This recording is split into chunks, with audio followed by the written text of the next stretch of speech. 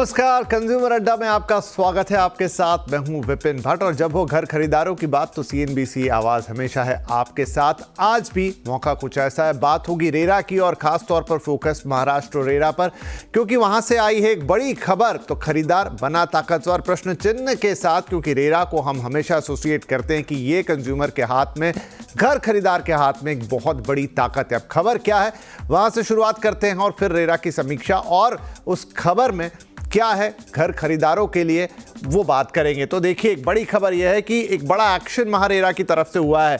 महाराष्ट्र के 10,773 प्रोजेक्ट्स को नोटिस गया है महारेरा की तरफ से। बड़ा नंबर है, करीब 11,000। इसे राउंड ऑफ में मैं बोलूं तो एक बड़ा नंबर है। 11,000 प्रोजेक्ट्स को महाराष्ट्र रेरा का नोटिस जाना। नोटिस क्यों गया है ये भी देखिए।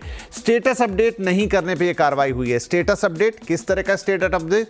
हर 3 महीने में आपको अपने प्रोजेक्ट के बारे में एक अपडेट रेरा को भेजनी होती है। यह नियम के मुताबिक है, लेकिन वो स्टेटस अपडेट यहां नहीं आया। क्या नहीं किया है स्टेटस में अपडेट? कंप्लीशन डेट के बाद भी अपडेट नहीं है। कंप्लीशन डेट निकल गई, तब तक कंप्लीट होना था प्रोजेक्ट को। डेट निकलने के बाद भी स्टेटस अपडेट नहीं है। ना ओसी पहुंचा है और ना ही बाकी कोई और जो रिक्वायर्ड डॉक्यूमेंट्स हैं वो गए हैं, ना ही वो डेट आगे बढ़ाने के लिए कोई रिक्वेस्ट गई है, जो कि एक टेक्निकल मामला है। लेकिन इन्हीं के कारण से 11,000, फिर से करीब 11,000 प्रोजेक्ट हैं जिनको ये नोटिस गया। और अकॉर्डिंग टू रेरा 2017 के बाद के सभी रजिस्टर्ड प्रोजेक्ट्स ये है। अब इतनी बड़ी तादाद में किसी एक राज्य के अंदर प्रोजेक्ट के लिए अगर नोटिस भेजा जा रहा है, उसमें कहा जा रहा है कि भाई आपका प्रोजेक्ट कैंसिल तक हो सकता है, सस्पेंड हो सकता है। घर खरीदारों का क्या, ये बड़ा सवाल होगा। शहर में आपको गिना देता हूं कहां कहां ये नोटिसेस गए हैं।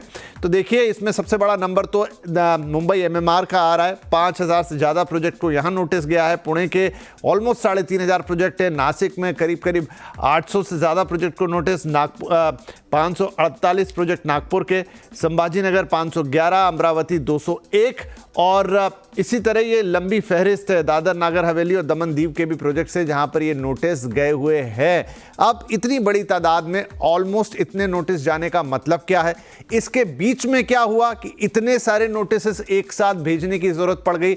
घर खरीदारों का अब क्या होगा? जिन लोगों ने 11,000 प्रोजेक्ट है, भाई कितने घर खरीदार होंगे इसके अंदर, उनका अब क्या होने वाला है? हमने ये भी पढ़ा और ये भी जाना कि इसमें तो रजिस्ट्रेशन भी बंद होगा, खरीद बिक्री भी बंद होगी, लेकिन जिन्होंने कर लिया उनका क्या?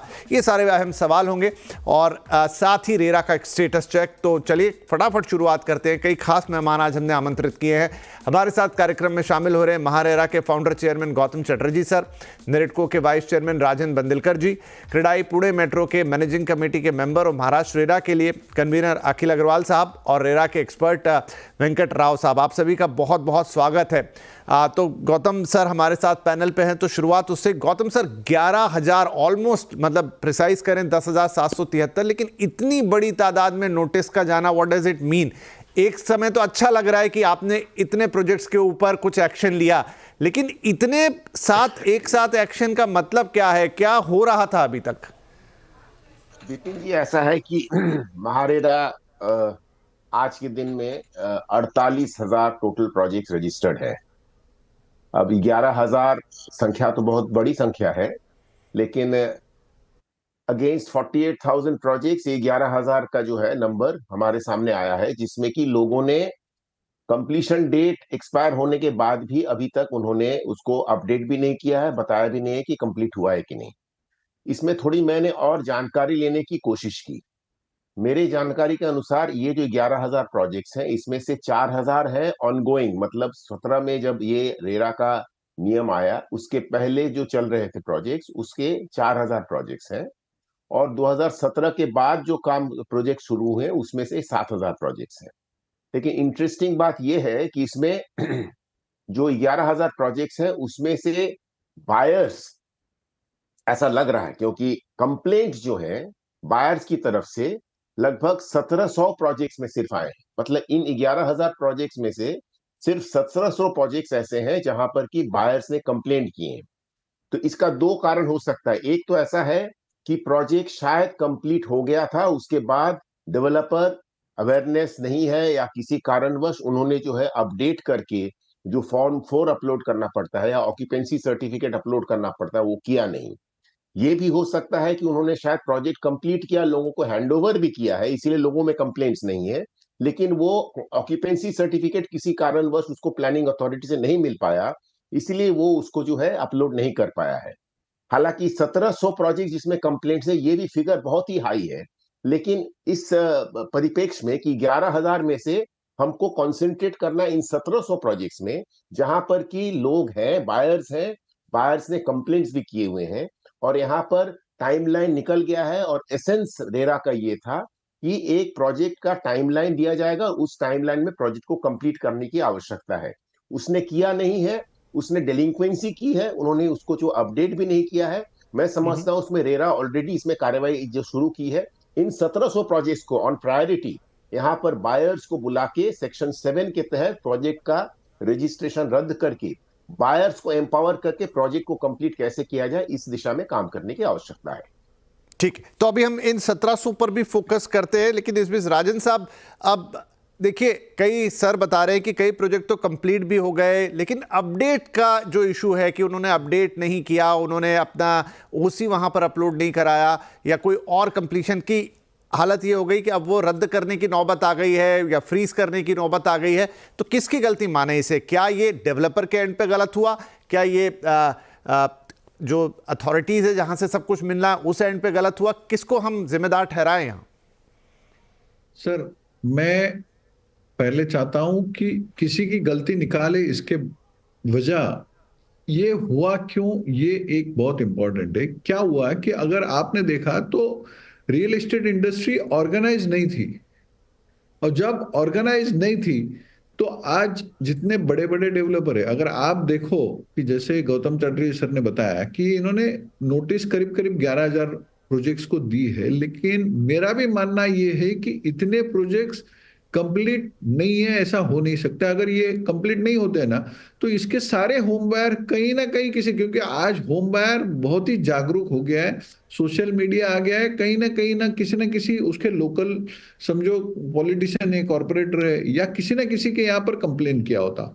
लेकिन हम क्या चाहते हैं, हम आपके माध्यम से बोलना चाहते हैं, और मेरे सहयोगी मित्र क्रेडाई से भी है यहाँ पर, तो उनको भी मैं रिक्वेस्ट करूंगा कि एक गौतम चटर्जी सर ने एक बहुत अच्छा पहल किया था कि एसआरओ करके, सेल्फ रेगुलेटरी ऑर्गेनाइजेशन करके सारे एसोसिएशन जितने भी है ना उनको मेंबर बनाया। हालांकि इसमें मैं चाहता हूं कि, मैं मानता हूं कि हमारी थोड़ी सी गलती हो गई, चूक हो गई, कि हम थोड़े उतने एक्टिव नहीं रहे। तो हम आज गौतम चटर्जी के सर के साथ में सामने भी कहना चाहता हूं कि हम इसको तय दिल से लेंगे। हमने ऑलरेडी, आपने जब मुझे बुलाया इस शो पे, उसके पहले ही मैंने रेरा में फोन कर कर मैंने बोला कि हमारे को हमारे मेंबर्स की लिस्ट, नेरेडको को नेरेडको की, क्रेडाई को क्रेडाई की, और बाकी जितने भी एसआरओ उनको लिस्ट दे दो, ताकि हम हमारे डेवलपर से बात करेंगे, उनसे कांटेक्ट करेंगे और उनको बताएंगे कि अगर आपने नहीं किया होगा, इसमें एक चीज ऐसे हो सकता है, मैं ये कोई एक्सक्यूज नहीं मानता हूं, किसी ने पार डोसी ले लिया होगा ना, उसके बाद वो प्रोजेक्ट पूरा भी कर दिया जाता है, तो वो सोचता है कि बाबा मैंने ओसी ले लिया, इसलिए वो रेरा पे अपडेट करना बंद कर देता है। वरना अगर आप ओके। सोचो कि इसमें जी जी। अगर 11,000 प्रोजेक्ट है, अगर एक प्रोजेक्ट में कम से कम 40 मकान पकड़ो, तो भी आप समझो 4-4.5 लाख मकान हो गए, तो इतना कोई बहुत ही ये हो गया होता, इसमें बवाल हो गया होता। नहीं ठीक है, मैं और अखिल साहब से भी मेरी बात इस मामले में हुई। अखिल जी, तो देखिए सर कह रहे हैं कि कोई अपडेट करना रह गया होगा या कोई, तो देखिए अब जब रेरा है तो हम मानते हैं कि एक अथॉरिटी है हमारे सामने, या एक हमारे पास एक रेगुलेटर है। अब रेगुलेटर का एक स्टेचर है, इंपॉर्टेंट इसलिए है क्योंकि वो हमारे सामने, या मैं हमारे सामने जब बोल रहा हूं तो कहने का मतलब है कि घर खरीदार के सामने एक अथॉरिटी है, जैसे सेबी है या आरबीआई है, वैसे ही घर खरीदार के लिए रेरा है। वहां पर अगर चीजें अपडेट नहीं है, उससे अगर 11,000 नोटिस डाल जाते हैं तो एक घर खरीदार का विश्वास हिलता है। विपिन जी, आपकी बात एकदम सही है, लेकिन जैसे सब लोगों का बोलना है कि 11,000 प्रोजेक्ट का जो नंबर है, इस पे कुछ कंफ्यूजन होगा। कई सारे मेंबर्स ने एप्लीकेशन किए हैं एक्सटेंशन के, कई लोगों ने अपडेट किया है। जहां तक मैं जानता हूँ, महारेरा में सॉफ्टवेयर अपग्रेडेशन का भी काम चल रहा है, डेटा माइग्रेशन का भी कुछ काम चल रहा है, कुछ तकनीकी डिफिकल्टीज भी आ रही है। एज अ एसआरओ क्रेडाई, नारेडको और हम लोग साथ में महारेरा के साथ मिलके वर्किंग करेंगे और इसको सॉर्ट आउट करना चाहेंगे। जैसा गौतम जी ने बताया कि सिर्फ 1700 प्रोजेक्ट में कंप्लेंट आई है, वो 1700 में भी सिर्फ 1100 प्रोजेक्ट ऐसे थे जो ऑनगोइंग थे, जो लेगेसी प्रोजेक्ट्स थे, जहां रेरा के आने के पहले वो प्रोजेक्ट चालू हो गए थे और वो स्टॉल हो गए हैं। तो ये जो हुआ है इसके ऊपर आगे नहीं होना चाहिए, उसके लिए तो जरूर साथ में काम करना चाहिए। बट हम्म। आपके माध्यम से हम हमारा फोकस ऐसा होना चाहिए कि ये जो 1700 प्रोजेक्ट्स है जहाँ स्टॉल्ड है या जहाँ कंप्लेंट्स है, इसको हम रिजॉल्व कैसे कर सकते हैं, और होम बायर्स को उनका जो घर है, जो उनके सपनों का घर है, उनको हम दिला कैसे सकते हैं, उसके ऊपर अगर हमने फोकस किया और उसके ऊपर ये गाड़ी पे वर्किंग किया तो ये बहुत सबके फायदे की चीज होगी। और ऐसे कई एग्जाम्पल है। गौतम जी थे तब हमने एक कंसीलिएशन फोरम बनाया था, वो कंसीलिएशन फोरम के माध्यम से ही कई ऐसे प्रोजेक्ट्स हैं जो स्टॉल थे, जो अटक गए थे, जो आज बाहर निकल रहे हैं। एक रिसेंट एग्जांपल देना चाहूंगा मैं, और मैं आपकी टीम को चाहूंगा कि आप उनसे विजिट करिए। एक प्रोजेक्ट कामशेत में था, सीनियर सिटीजन हाउसिंग का। वहाँ 150 से ज्यादा होम बायर्स थे, hmm. Age group is more than 65, और वो प्रोजेक्ट कोई कारण की वजह से स्टॉल हो गया था। Through MahaRERA and CREDAI and conciliation consumer together we have manage to bring it out, and in December those 150 buyers are getting their possession. So there are issues, साथ में काम करेंगे, वर्कआउट करेंगे, ठीक है, ओके। रेजोल्यूशन पे लेके जाएंगे। वेंकट राव साहब, एक इम्पॉर्टेंट प्रश्न के साथ मैं आपके पास आ रहा हूं कि देखिए, ये महाराष्ट्र का मामला है, महारेरा का मामला है, जो उसके फाउंडिंग चेयरमैन हैं, जब आज हमने कार्यक्रम करने का सोचा तो वो भी आए हैं, और उन्होंने बाकायदा बोला कि ये कार्यक्रम में आने से पहले उन्होंने रेरा के अंदर अभी जो वर्किंग लोग हैं उनसे बातचीत की। दोनों डेवलपर संगठन, चाहे वो नरेडको हो चाहे वो क्रेडाई हो, उनके रिप्रेजेंटेटिव यहाँ पर आए, तो उन्होंने इसको फेस वैल्यू पे लिया, मतलब, और वो एक्सेप्ट कर रहे हैं ऑन द शो कि हम इसको रिजॉल्व करना चाहते हैं। तो महाराष्ट्र तो एक बड़ा एग्जाम्पल सेट करता है, लेकिन जब रेस्ट ऑफ द इंडिया की बात आती है, कई बार हमने बात करने की कोशिश की, कार्यक्रम करने की कोशिश की, डेवलपर भी नहीं आगे आते हैं, ना ही कोई रेरा बॉडी से कोई आता है। मैं आपसे ये समझना चाहता हूं कि क्या बाकी जगह की स्थिति क्या है। महाराष्ट्र तो एक अच्छा एग्जाम्पल सेट कर रहा है, जब हम अंदर बातचीत कर रहे हैं तो हमें पता चल रहा है कि यहाँ इच्छा है एटलीस्ट कि हम आके सॉल्व करें, but what about rest of India?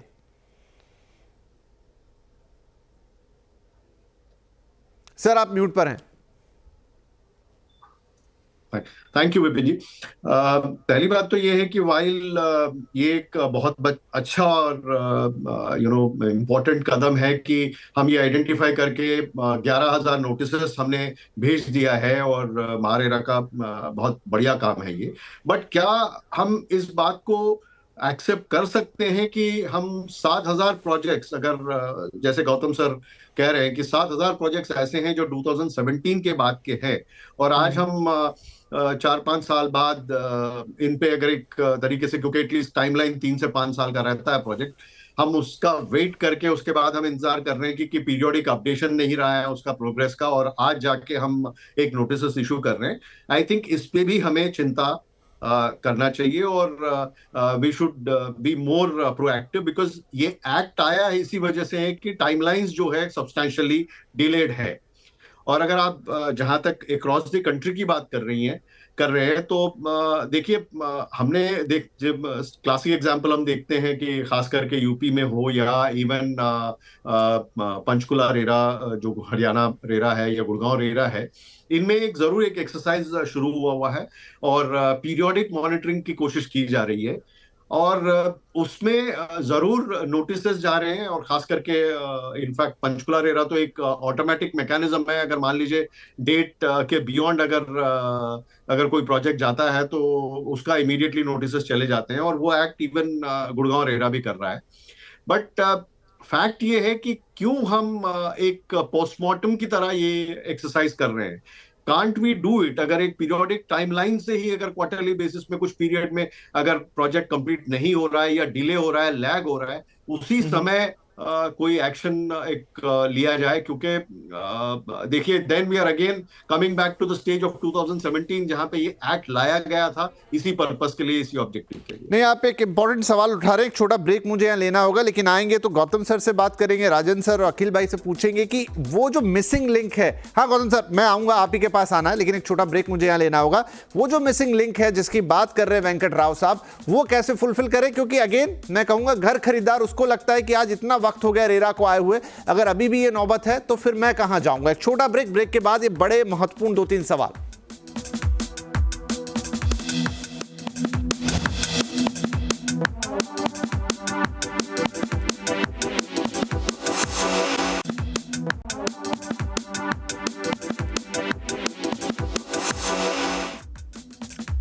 Welcome back. आज कंज्यूमर अड्डा में बात हो रही है रेरा की। महाराष्ट्र रेरा ने 11,000 प्रोजेक्ट्स को भेजे हैं नोटिसेस, और कड़ी कार्रवाई की भी यहां बात की गई, और उसी की लाइन पर हम बात कर रहे हैं कि ओवरऑल रेरा की आज क्या स्टेटस है।